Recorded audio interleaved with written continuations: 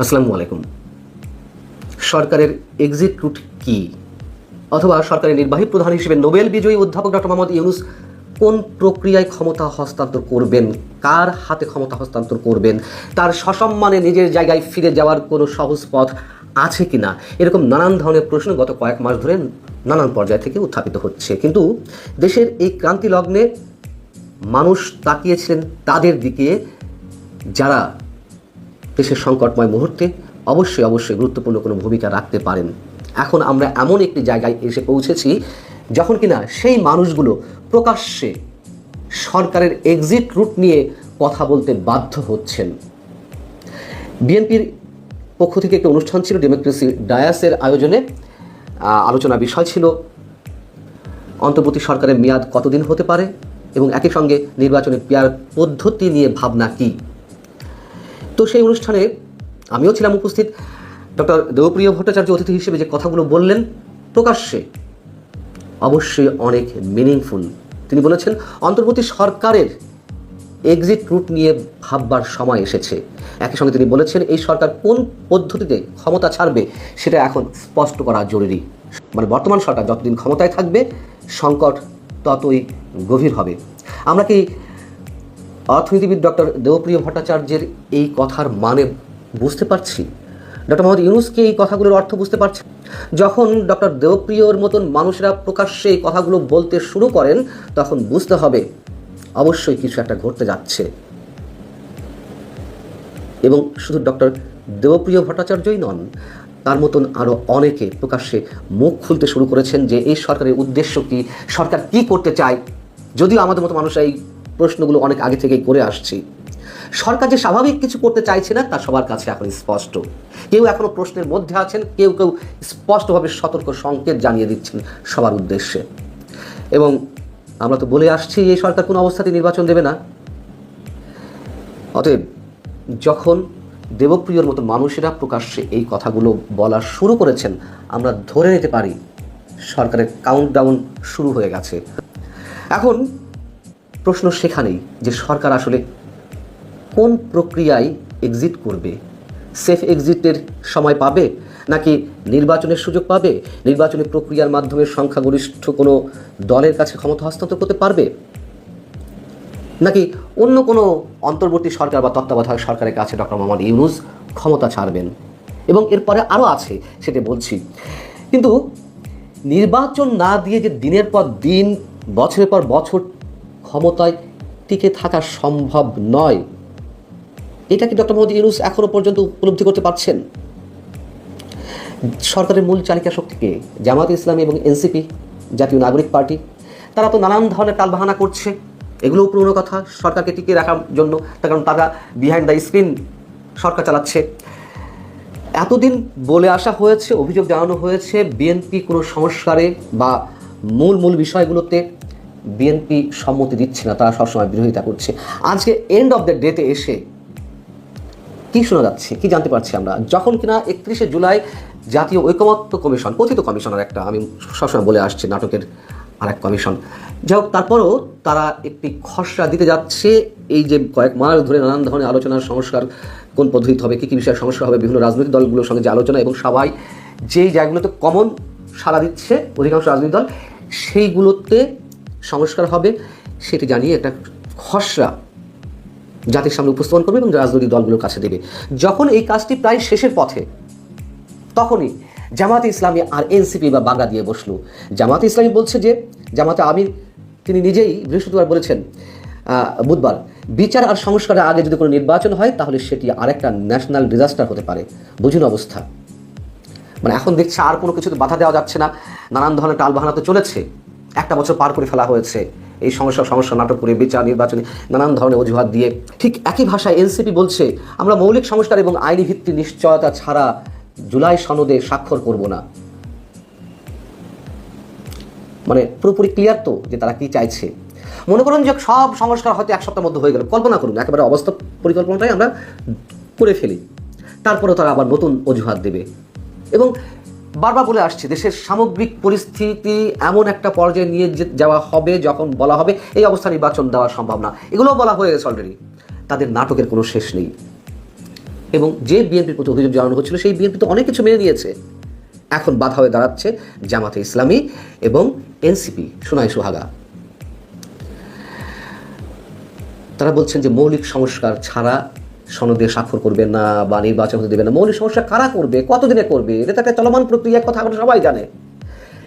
এবং নির্বাচন দেরিতে হওয়া মানে দুর্যোগের ঘনঘটা আরও ঘনীভূত হবে। যে কথাটি বলছিলাম পরবর্তীতে সেটি আরও ভয়ঙ্কর।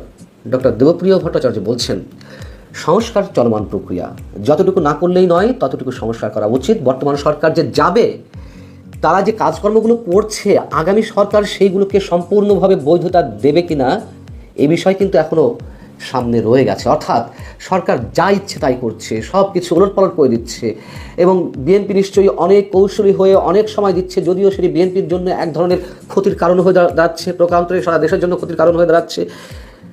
তারপর আমরা ধরে দিলাম যে বিএনপি সম্পূর্ণভাবে ইতিবাচকভাবেই সময় দিতে চাচ্ছে।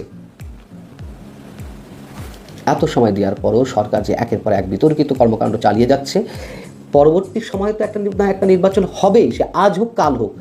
সেই নির্বাচনের মাধ্যমে যারা ক্ষমতায় আসবে তারা যদি এই সরকারের সব কাজের বৈধতা না দেয়, এমনিতে যে অবস্থায় শপথ নিয়েছে সেটি নিয়ে তো প্রশ্ন রয়েছেই, তাহলে ডক্টর মোহাম্মদ ইউনূস থেকে শুরু করে তার পরিষদের সব সদস্যকে আদালতে কাঠগড়ায় দাঁড় হতে হবে কিনা, অথবা যদি ধরে নেই আরো অনেকের মতোই তারা পালিয়ে যাবেন, পালানোর সময় পাবেন তো? এই প্রশ্নগুলো আমরা করাচ্ছি সম্ভবত ডক্টর মোহাম্মদ ইউনূস সরকারে যারা আছেন নীতি নির্ধারণী পর্যায়ে তাদের ভেবে দেখা দরকার। তবে অবশ্যই কাউন্টডাউন শুরু হয়ে গেছে আমাদের অনেকের মতে। 24-এর গণ অভ্যুত্থানের নায়কেরা অথবা সোকল্ড বিপ্লবীরা যে নিজেরা নিজেদের অন্তর্কোন্দল, নিজেদের মধ্যে নানান হিস্সা, নানান ধরনের ভাগাভাগিতে, নানান ধরনের গ্রুপিং, লবিং এবং বিভিন্ন দ্বন্দ্বের জায়গা থেকে নিজেরাই নিজেদের শেষ করে দেবে, এই কথাটি আমি আরও অনেক আগে থেকেই একাধিক কন্টেন্টে উল্লেখ করেছি, ফোরকাস্ট করার চেষ্টা করেছি। কোন জায়গা থেকে? ইতিহাস যে আমাদের শিক্ষা দেয় সেখান থেকেই। তার কারণ বিপ্লবী বলুন, অভ্যুত্থানকারী বলুন বা আদর্শিক রাজনীতি বলুন, এগুলোতে যখন পচন ধরে, এগুলোতে যখন গিভ অ্যান্ড টেকের বিষয় চলে আসে, এগুলোতে যখন লোভের একটা ভয়ঙ্কর জায়গা কেন্দ্রভূত হয়ে পড়ে, তখন এগুলো আর থাকে না।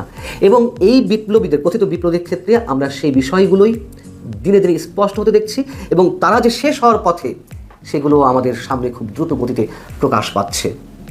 সে বিষয়ে সামান্য কয়েকটা উদাহরণ দেব। অন্যদিক থেকেও আমরা এই বিষয়টা আলোচনা নিয়ে আসতে পারি। মাত্র একদিন আগে বাংলা ভিশনে স্থানীয় সরকার বিষয়ক উপদেষ্টা আসিফ মাহমুদ সজীব ভুঁইয়া কিংবা তার বাবা বিল্লাল হোসেনকে নিয়ে যে দীর্ঘ অনুসন্ধানমূলক প্রতিবেদন প্রচারিত হলো, সেটি নিয়েও আমরা বর্তমান সময়ের রাজনীতি, কথিত বিপ্লবীদের লোভাতুর বা লোভনীয় টার্গেট এবং গণমাধ্যমের চারিত্রিক বৈশিষ্ট্য নিয়ে একই সঙ্গে আলোচনা করতে পারি। বাংলা ভিশন যে দীর্ঘ প্রতিবেদনটি প্রকাশিত হয়েছে, আপনারা জানেন এর মধ্যে তুমুল হইচই ফেলেছে, রাজনৈতিক অঙ্গনেও যথেষ্ট সাড়া ফেলেছে। বিশেষ করে এই প্রতিবেদনটি আসিফ মাহমুদ সজীব ভুঁইয়া এবং তার বাবাকে কেন্দ্র করেই করা, এবং এই প্রতিবেদনের মূল উপযোগ্যটা কী তাও আপনারা জানেন। যে ছোটো করে বলি যে কুমিল্লা মুরাদনগরে গত কয়েকদিন আগে মাদক ব্যবসার অভিযোগে একই পরিবারের 3 সদস্যকে যে হত্যা করা হলো, তারাও স্থানীয় রাজনীতির বলি, যেখানে আসিফ মাহমুদ সজীব ভুঁইয়ার ক্ষমতার দাপট, অবশ্যই এর সাথে স্থানীয় বিএনপি রাজনীতি জড়িয়ে রয়েছে। পাশাপাশি আকুবপুর ইয়াকুব আলী ভুঁইয়া উচ্চ বিদ্যালয়ের সহকারী প্রধান শিক্ষিকা শিখা রানীকে আসিফ মাহমুদের বাবার ব্যক্তিগত আক্রোশের শিকার হতে হয়েছে, আক্রোশের শিকার হয়ে তাকে নানান ধরনের নির্যাতনের শিকার হতে হয়েছে এবং স্কুল কক্ষের মধ্যে তাকে বিবস্ত করে তার উপরে নিপীড়ন চালানো হয়েছে। এই সব বিষয়গুলো আমরা জানি কেন, কী কারণে। যদি বলেন সত্যতা কথাখানি, অবশ্যই স্থানীয় বিএনপির সেখানে একটি রাজনীতি রয়েছে, এটা যেমন সত্য কথা। পাশাপাশি আসিফ মাহমুদ সজীব ভুঁইয়ার যেই ক্ষমতার দাপট এবং তার দাপটের প্রভাবে তার বাবার যেই লোকাল পলিটিক্স বলি কিংবা তার দাম্ভিকতা, সব কিছুরও অবশ্যই একটা সত্যতা রয়েছে। এখন রাজনীতির কথা বলছিলাম, গণমাধ্যমের চরিত্রের কথা বলছিলাম, বা এই যে কথিত বিপ্লবীদের ক্ষমতার যে রাজনীতি সেটির কথা বলছিলাম। এনসিপির নেতারা অভিযোগ তুলেছে, যেহেতু ইশরাক হোসেন মেয়র হতে পারেননি আসিফ মাহমুদ সজীব ভুঁইয়ার কারণে, মানে মেয়রের চেয়ারে বসতে পারেনি, সেই আক্রোশের জায়গা থেকে ইশরাক হোসেন এই রিপোর্টটি করিয়েছেন। কেন? তিনি বাংলা ভিশনের ব্যবস্থাপনা পরিচালকের দায়িত্বে রয়েছেন। আচ্ছা, এনসিপি কেন আসিফ মাহমুদের বিষয়ে বারবার কথা বলে? এর আগেও তারা এই মেয়র পদ নিয়ে, ঢাকা দক্ষিণ সিটি কর্পোরেশনের মেয়র পদ নিয়ে তারা মন্তব্য করেছে ইশরাক হোসেনের বিরুদ্ধে। আসিফ মাহমুদ সজীব ভুঁইয়া তো সরকারি উপদেষ্টা, তার সাথে নাকি এনসিপির কোনো সম্পর্ক নেই। তাহলে আবারও কেন তারা এই বিষয়ে কথা বলল? এক। দুই হচ্ছে, আবার আসিফ মাহমুদ সজীব ভুঁইয়া তিনি নিজেও অভিযোগ তুলেছেন তার ফেসবুক স্ট্যাটাসে যে ইশরাক হোসেন তার ব্যক্তিগত আক্রোশ থেকে তার বিরুদ্ধে অপপ্রচারে নেমেছেন তার দখলকৃত প্রতিষ্ঠানে। প্রথম কথা হচ্ছে, এটি মোটেই দখলকৃত প্রতিষ্ঠান নয় ইশরাক হোসেনের। আমরা সবাই জানি বাংলাদেশের অন্যতম বড় শেয়ার হোল্ডার ছিলেন ইশরাকের বাবা সাদেক হোসেন খোকা সাহেব। তো এটি মোটেই তার দখলকৃত প্রতিষ্ঠান নয়। এবার আসুন মূল কথায়, যে অন্য কোনো প্রতিষ্ঠানে হলো না, তাহলে বাংলা ভিশনে এ ধরনের রিপোর্ট প্রকাশ হলো বা প্রচার হলো কেন? খুবই সহজ কথা, অন্য কোনো প্রতিষ্ঠানে হচ্ছে না। বাংলাদেশের গণমাধ্যমের চরিত্র এটি, হয় সরকারি রক্তচক্ষুর ভয়ে তারা করে না, অথবা সেন্সরশিপের মধ্যে চলে যায় তারা দালালির একটা জায়গা থেকে, তাবেদারির জায়গা থেকে। সে বিষয়টি আমরা দেখছি। হাতে গোনা দুই একটি গণমাধ্যম ছাড়া সবাই এই ক্যাটাগরির বা এই শ্রেণীতেই পড়ে। এবং ক্ষমতা কেন্দ্রিক রাজনীতির যে অপব্যবহার, ক্ষমতার দাপটের যে বহিঃপ্রকাশ আমরা এই সো কল্ড বিপ্লবীদের রাজনীতিতেও দেখছি। অনেক বিষয় একই সঙ্গে আলোচনা করা যায়। এবং এই যে অসংখ্য অভিযোগ সামাজিক যোগাযোগ মাধ্যমে বা বিভিন্ন সোর্সে আমরা জানতে পারছি, এগুলো নিয়ে তেমন কোনো বক্তব্য বা রিপোর্টিং কোনো গণমাধ্যমে নেই। হাতে গোনা দুই একটি গণমাধ্যমের কথা আলাদা, সেটা আমি আগেই বলেছি, এখনও বলছি। অন্যান্য বিষয়ে যদি আমরা দুই একটি আলোচনা নিয়ে আসি, সাম্প্রতিক সময়েরই বিষয়গুলো, যেমন মাহফুজ আলম, অন্যতম কথিত বিপ্লবী, তার বিরুদ্ধে অস্ট্রেলিয়াতে তার ভাই মাহবুব আলম মাহিরের অ্যাকাউন্টে সন্দেহজনক লেনদেন বা 2 কোটি টাকার চেকের লেনদেন, এরকম নানান ধরনের বিষয় সামাজিক যোগাযোগ মাধ্যমে উঠে এসেছে। সেটিকে চ্যালেঞ্জ করেছেন মাহফুজ আলম, এবং চ্যালেঞ্জ করতে গিয়ে তিনি কী বলেছেন সেটাও আপনারা জানেন। নিজেদের মধ্যকার যেই ক্ষমতার রেষারেষির দ্বন্দ্ব, ভাগাভাগির এক ধরনের অমীমাংসার জায়গা থেকে তারা একে অন্যের পিছনে লেগে উঠেছে। যেমন মাহফুজ আলম কী বলছেন, তিনি বলছেন যে আজকাল অনেকের লেজ কাটা যাচ্ছে বলে আমার বিরুদ্ধেও লেগেছেন। খেয়াল করুন, নতুন একটি দলের কয়েকজন মহারথী এতে জড়িত। নতুন দল কোনটি? এনসিপি। তার মহারথী কারা? এই যে আসিফ মাহমুদ সজীব ভুঁইয়া কিংবা নাহিদ ইসলাম অথবা সার্জিস আলম, হাসনাত আবদুল্লাহ কিংবা নাসিরুদ্দিন পাটোয়ারি, এরাই তো। এবং আপনাদের মনে থাকার কথা, এই যে এনসিপি বা জাতীয় নাগরিক পার্টির একটি বড় পদে বা শীর্ষ পদে মাহফুজ আলম বসাতে চেয়েছিলেন তার নিজের বড় ভাই মাহবুব আলমকে, তিনি কিন্তু পারেননি। এবং নিজেদের মধ্যে যে একটা চরম দ্বন্দ্ব শুরু হয়ে গেছে, এটাও আমরা বুঝতে পারছি, যার জায়গা থেকে তিনি এই মন্তব্য করেছেন। এবং তিনি বলছেন সব সত্যই প্রকাশ পাবে। একটা সার্কেলের প্রায় সবাই যখন দুর্নীতিগ্রস্ত, একজন কোনো টাকা ধরছে না বা দুর্নীতি করছে না, এটা কার সহ্য হবে? অর্থাৎ এনসিপির আর যে নেতা রয়েছেন তারা সবাই দুর্নীতিগ্রস্ত, এবং তারা যে সবাই দুর্নীতিগ্রস্ত, এরকম নানান ধরনের অভিযোগ তো আমরা পাচ্ছি। সার্জিস আলম, হাসান আবদুল্লাহ কিংবা নাহিদ ইসলাম মন্ত্রী থাকা অবস্থায় তার এপিএসের যে দুর্নীতি, অথবা আর যারা রয়েছেন সবার বিরুদ্ধে তো কম বেশি অভিযোগ উঠছে এনসিপির অন্যান্য পর্যায়ের নেতাদের বিরুদ্ধে। সো সেই জায়গা থেকে মাহফুজ আলমের বিরুদ্ধে দুর্নীতির অভিযোগটি প্রথম এলো, এবং এটিকে তিনি মিন করেছেন যে তার বিরুদ্ধে লেগেছে। হ্যাঁ, আমরা মাহফুজ আলমের বিরুদ্ধে বা আমি ব্যক্তিগতভাবে মাহফুজ আলমের আদর্শিক জায়গা থেকে অনেক ধরনের প্রশ্ন তুলেছি, অনেক বড় বড় প্রশ্ন তুলেছি। তবে দুর্নীতি এই জায়গাটিতে সম্ভবত আমরা সার্টিফিকেট দিতে চাই না, তো এখনও পর্যন্ত তেমন সুনির্দিষ্ট কিছু পাওয়া যায়নি। মাত্র একদিন আগে যে বিষয়টি ভাইরাল হয়েছে সামাজিক যোগাযোগ মাধ্যমে, তার মানে অস্ট্রেলিয়াতে সিডনিতে তার বড় ভাইয়ের অ্যাকাউন্টে এই কোটি টাকার যে লেনদেন, সেটি ছাড়া আর কোনো অভিযোগ এখনও পায়নি। তবে তিনি যে প্রসঙ্গটি তুলেছেন সেটি আমাদের ধর্তব্য বিষয়, এবং তিনি সেখানে বলছেন আমার নিকৃষ্ট শত্রুরাও গত 12 মাসে আমার বিরুদ্ধে সব অভিযোগ করলেও দুর্নীতি বা আর্থিক অসঙ্গতির কোনো অভিযোগ করেনি। একটি নতুন দলের মহারথীদের অনেক অসুবিধা হচ্ছে তাতে। এবং তিনি যখন এই পোস্টটি ফার্স্ট দিলেন, তার পরবর্তীতে আবার খানিকটা অংশ এডিট করেছেন। এই যে বিশেষ দলের কিছু দুর্নীতিবাজ লোকের কথা তিনি উল্লেখ করেছেন, এবং নিজেদের মধ্যকার যে দ্বন্দ্ব সংঘাত সেগুলো তিনি তুলে ধরেছেন, সেই জায়গাগুলো আবার তিনি এডিট করে আবার বলছেন কয়েকটা বাক্য নিয়ে অযথায় জল ঘোলা হচ্ছে, তাই এডিট করে দিলাম। এখন এনসিপি নেতাদের বিরুদ্ধে তদবির বাণিজ্য, মামলা বাণিজ্য, নিয়োগ বাণিজ্য, ঘুষ বাণিজ্য, দুর্নীতি, পদবি নিয়ে দ্বন্দ্ব, মারামারি, সংঘর্ষ, এগুলো তো আমরা গত 11 মাসে ক্লান্ত হয়ে গেছি দেখতে দেখতে। এগুলো তো আর অভিযোগের পর্যায়ে নেই, তাই না? এবং সর্বশেষ পর্যায়ে এনসিপির একজন নেতা রিয়াদ, তিনি যে চাঁদাবাজি করতে গিয়ে আটক হলেন। ওমোয়া ফাতেমা বৈষম্যবিরোধী ছাত্র আন্দোলনের মধ্যে কী চলছে সেগুলো তিনি তুলে ধরেছেন প্রকাশ্যে। অতএব গণ অভ্যুত্থানের নায়কেরা লণ্ডভণ্ড হতে চলেছেন, তারা সাধারণ মানুষের মধ্যে সম্ভবত আর মানে খুব বেশি দিনের জন্য কোনো ধরনের কোনো গ্রহণযোগ্যতা ধরে রাখতে পারবে না। এটি আমাদের ধারণা, এবং এটি ইতিহাসের শিক্ষা।